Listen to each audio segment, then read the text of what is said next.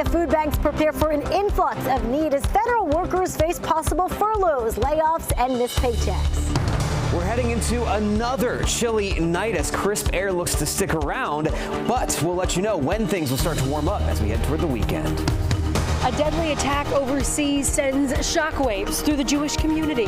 For an attack like this to happen on a day like this is particularly evil. We're at a D.C. synagogue as thousands of people mark the Yom Kippur holiday. Plus, assessing water contamination in West Virginia, where forever chemicals are popping up, and what leaders have to say about it. And it's not always easy choosing life insurance. We're stretching your dollar, helping you choose the plan that's best for your family. You're watching the station covering all of the DMV. This is DC News Now. And thank you for joining us for DC News Now at 4. I'm Mark Hall. Hey, good evening. I'm Annalisa Gale. We are now in day 2 of a government shutdown after Congress could not reach a deal there. And we know Congress did not hold votes today in observance of Yom Kippur. Now, the White House continues to say that the shutdown could lead to mass firings. It comes as thousands of workers across the DMV continue to wait to see what will happen next. Yeah. It's bullying. Like, it feels like I'm being bullied by the administration. Let workers do our job. Let us serve the American people. Stop using us as pawns. Now we have team coverage this afternoon. DC News Now's Liberty Simmons spoke to military families, but first, area food banks are preparing for an influx of need if the shutdown continues. DC News Now's Mariel Carbone joined us live outside of Bread for the City. And Mariel, leadership there reassuring people that they're open and ready to help. Yeah, Mark, food pantries like Bread for the City are not new to government shutdowns. They've been through them before, and they'll stay open again this time. But this time around, there is an added stress with more families, including federal workers that are already food insecure. At the Capital Area Food Bank, staff is on the move, preparing for a possible influx in need. We have to be ready so that, when the time comes, we're able to pivot and quickly meet this extra need. Radha Mathia is the CEO. Our concern, of course, is for a prolonged government shutdown that would come on top of deep government cuts to our region with the federal policy shifts that occurred, and that might result in just many more people in need of extra support. According to the 2025 Hunger Report, 41% of federal workers who were laid off earlier this year are now food insecure as of May 2025. Matthias says a long-term shutdown and more layoffs could make that number grow. It certainly will add to a much more deepening and more persistent hunger problem in our community. For partner organization Bread for the City, I think Bread for the City feels the same kind of strain that the rest of the community here in DC feels. But Ashley Dom, Chief Development Officer, says the food pantry is open and ready to serve any impacted federal workers. We're thinking if it's a shorter government shutdown, it could be 500, 1,000 families. If this is a longer government shutdown, it's really impossible to predict what that might look like. Dom says the shutdown is just one more added strain on an already stressed community. Our community just does not need one more thing. And October 11th is that first date that federal workers could miss a paycheck if the shutdown lasts that long. And if it does, Dom says they can expect to see more families coming through the doors here. Reporting live in Northwest DC, I'm Mariel Carbone, DC News Now. All right, Mariel, thank you for continuing coverage and also information on resources and how to see how local officials are responding.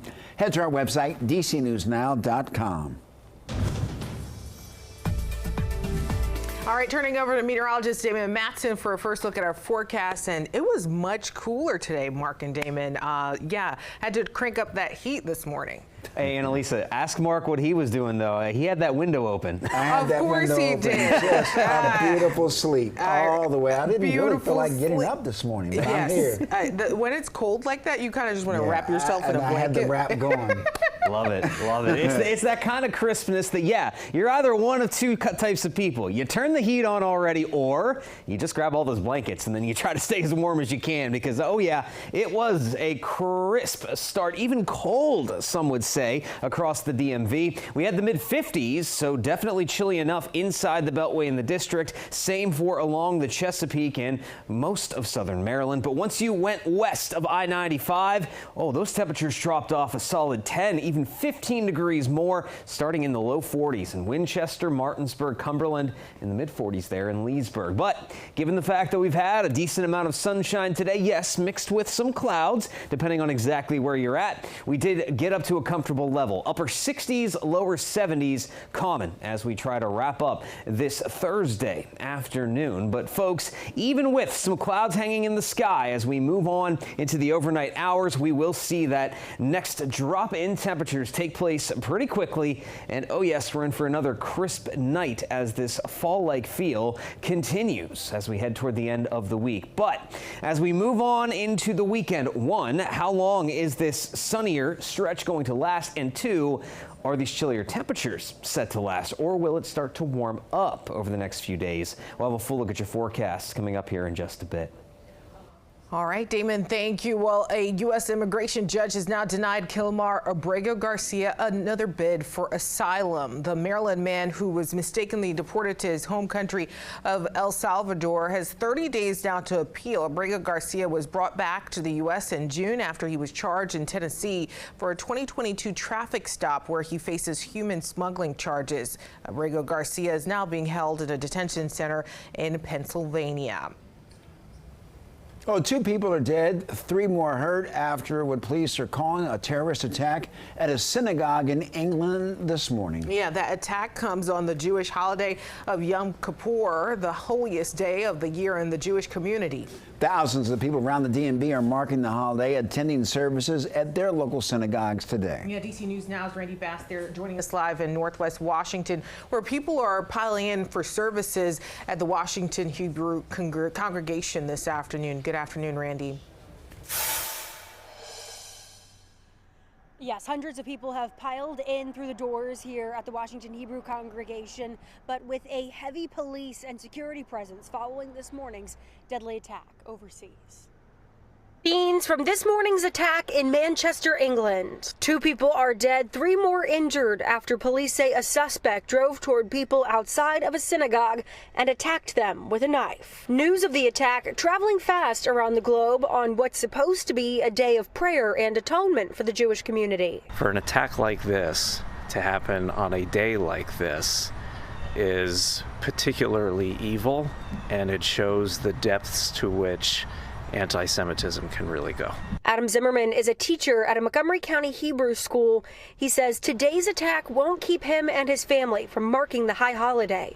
We will not be deterred from going. We are fortunate to live in an area where local police and law enforcement officials do a lot to protect us. Police in D.C., along with Montgomery and Fairfax counties, confirming to DC News Now they're ramping up security and presence at houses of worship after recent attacks on religious institutions and synagogues. At the Washington Hebrew congregation today, officers, security guards, and metal detectors seen outside as hundreds of people came through for services. It's disheartening that every single service there's always armed security guards outside the synagogue, and I'm not sure that that's true for other faiths. I wasn't surprised. Today is the holiest day of the year for Jewish people. It's not the first time there have been attacks on Yom Kippur. Now, people we talked to today, they tell us they hope today's attack reminds our local lawmakers of the importance of providing funding and safety and security measures for local houses of worship around the DMV. In Northwest, I'm Randy Bass, DC News Now. Randy, thank you. In Northwest, police are looking for 4 teenagers connected to a robbery last night on Georgia Avenue. Police say that it happened at the Parkview Recreation Center. They say that the kids showed a firearm, demanded the victim's property. The suspects then attacked the victim before running away. They say the victim was not injured. Anyone with information is asked to contact police. And DC News Now is your local election headquarters. We're just over a month away now from Election Day, and Abigail Spanberger and Winsome Earl Sears are out with new campaign ads. Earl Sears is calling out her opponent over her positions on transgender rights, while Spanberger criticizing Earl Sears' views on reproductive rights. Now, as we're getting into October and the election is drawing closer, now you're reaching out to those people who are less committed. Maybe they will vote, maybe they won't. And so this is a time when you're really trying to ramp up the energy among potential voters. Early voting in Virginia will continue until November 1st. Election day is set for Tuesday, November 4th. And on Thursday, October 9th, a reminder right here on DC News Now, it's Virginia's gubernatorial debate, the only face-to-face between Abigail Spanberger and Winsome Earl-Sears ahead of Election Day. The debate will be hosted by our sister station Wavy TV at Norfolk State University. That all starting at 7 p.m. Well, construction that is meant to keep pedestrians and cyclists safe along a busy Montgomery County roadway started earlier this week. It's part of the county's Vision Zero action plan to eliminate serious injuries and also fatal collisions on county roads by 2030. DC News Now's Kevon Dupree, he covers Montgomery County for us, and he has more on the story. The goal of the work on Little Falls Parkway between Arlington Road and Dorset Avenue is to make the area safer for cyclists and pedestrians. Prior to this traffic calming, we had a number of actual deaths because people would come speeding along here and basically just not stop. Inger Brisson comes to the Little Falls Parkway area to ride her bike several days a week. She says she's pleased to hear that Montgomery Parks is implementing measures along the busy road to improve safety for cyclists and pedestrians. Yeah, I'm in favor of anything that makes it easier for us. Those measures include permanently reducing the total number of traffic lanes from 4 to 2, building a new protected shared use bicycle and pedestrian path, and making signage and accessibility improvements. If it's going to, help ease the flow and help maintain our safety, I think I'm all for it. John Martinez uses the Capitol Crescent Trail, which intersects with Little Falls Parkway. He says he feels safe running there because he no longer has to cross 4 lanes of traffic. When I'm first coming off of the trail, and so coming back here to the Bethesda pool, it offers a little buffer. But not all neighbors think the changes are the best use of space. It's kind of a waste to cut off that whole section. Angelo Maggi says since the parkway's southbound lanes have been closed, it has led to a major issue. The traffic is just completely backed up. He says there's only one way the issue can be resolved. They should go back to the way it was. Construction along Little Falls Parkway is expected to be completed in early December. In Montgomery County, I'm Kevon Dupree, DC News Now. Kevon, thank you. And happening now, eligible Virginia taxpayers will receive between $200 and $400 by October 15th. That amount you receive will be based on whether you filed individually or jointly. And if a taxpayer owes money to Virginia Tax, the state will use that rebate to satisfy that debt. According to Governor Glenn Youngkin, Virginia's strong job growth led to a total of $10 billion in surplus revenue and enabled a record $9 billion in tax relief. He added, quote, "This fall's tax rebate reflects a simple truth. It's your money, not the government. You can expect a direct deposit or a check in the mail."